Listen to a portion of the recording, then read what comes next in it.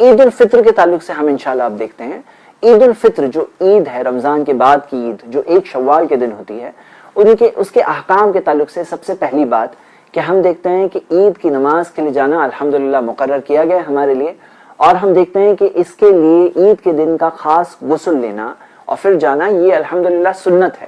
جیسے علی رضی اللہ عنہ سے کسی نے پوچھا کہ میں اس غسل کے تعلق سے پوچھتا ہوں، الغسل الذی هو الغسل، جو خصوصی غسل ہے، تو انہوں نے بتایا وہ جمعہ کے دن ہے، عرفہ کے دن ہے اور دونوں عیدوں کے دن ہے۔ تو عید کے دن کا غسل لینا الحمدللہ مستحب ہے۔ پھر جو کپڑے ہمارے پاس ہے ان میں سے جو اچھے کپڑے پہنے، جیسے عمر رضی اللہ عنہ نے ایک بار نبی صلی اللہ علیہ وسلم کو ایک ریشم کا لباس ہدیے میں دیتے ہوئے کہا تجمل بہا فی العید والوفود، کہ نبی صلی اللہ علیہ وسلم میں آپ کو یہ دے رہا ہوں تاکہ آپ اس سے خوبصورتی اختیار کریں عید کے دن، اور جب وفود آپ کے پاس، جب لوگ ملنے ڈیلیگیشنز آتے ہیں، وفد آتے ہیں، تو ان سے ملتے وقت تاکہ آپ یہ پہنو۔ تو اللہ کے رسول صلی اللہ علیہ وسلم نے جو انہیں کریکٹ کیا وہ اس چیز کے تعلق سے سدھارا کہ نہیں ریشم پہننا منع ہے، لیکن یہ چیز کے تعلق سے نہیں کہا کہ نہیں عید کے دن خاص اچھے کپڑے نہیں پہنے جا سکتے۔ تو جو آپ کے پاس کپڑے ہیں، جیسے ہمیں انس رضی اللہ عنہ، عبداللہ ابن عمر رضی اللہ عنہما، ان کے تعلق سے ملتا ہے کہ ان کے پاس جو کپڑے ہوتے ہیں ان میں اچھے کپڑے وہ پہنتے۔ تو آپ کے پاس جو بھی کپڑے ہیں ان میں اچھے کپڑے الحمدللہ پہنیے۔ اسی طرح ہم دیکھتے ہیں عید الفطر کی ایک بہت پیاری سنت ہے، اور وہ یہ سنت ہے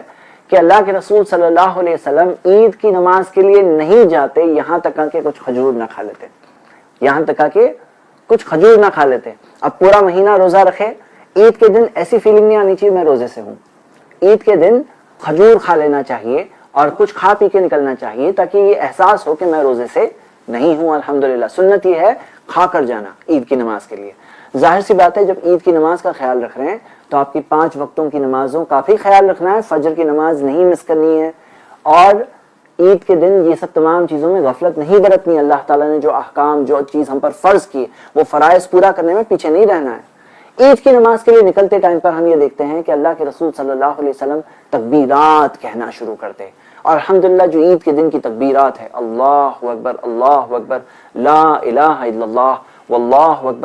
اکبر وللہ الحمد، یہ چیز ہمیں کہنا ملتا ہے یہاں تک کہ مصلی تک نہ پہنچ جائے، یعنی نماز کے لیے جو عید گاہ ہے وہاں تک نہ پہنچ جائے۔ جب وہاں پہنچ جاتے ہیں تو نماز کے لیے جب کھڑے ہوتے ہیں وہاں سے وہ چیز ختم ہو جاتی ہے، رک جاتی ہے۔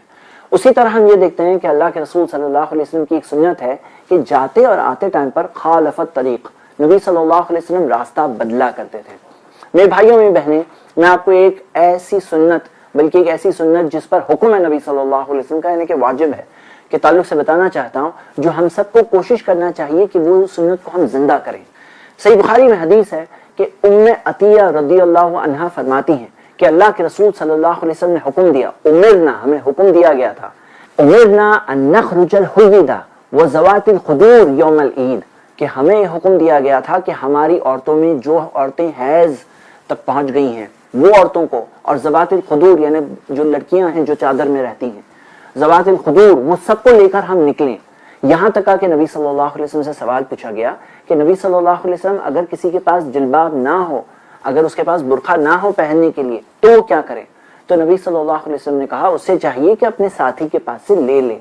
تو ہم دیکھتے ہیں کہ یہاں تک کا حکم دیا گیا، اور ساری عورتوں کو بھی عید کی نماز کے لیے لے جانا ہمیں ملتا ہے۔ تو ہمیں یہ چاہیے کہ اس حکم پر بھی ہم عمل کریں، اس کو بھی زندہ کریں۔ کیسے ہوگا؟ عید کی نمازوں میں الحمدللہ ہمیں جہاں جہاں پر اللہ تعالیٰ نے موقع دیا ہے وہاں یہ انتظام کرنا چاہیے کہ عید گاہ میں نماز ہو۔ یہ سنت ہے کہ عید گاہ میں سب جگہ سے مسلمان جمع ہو، اور جمع ہو کر عورتیں بھی آئیں،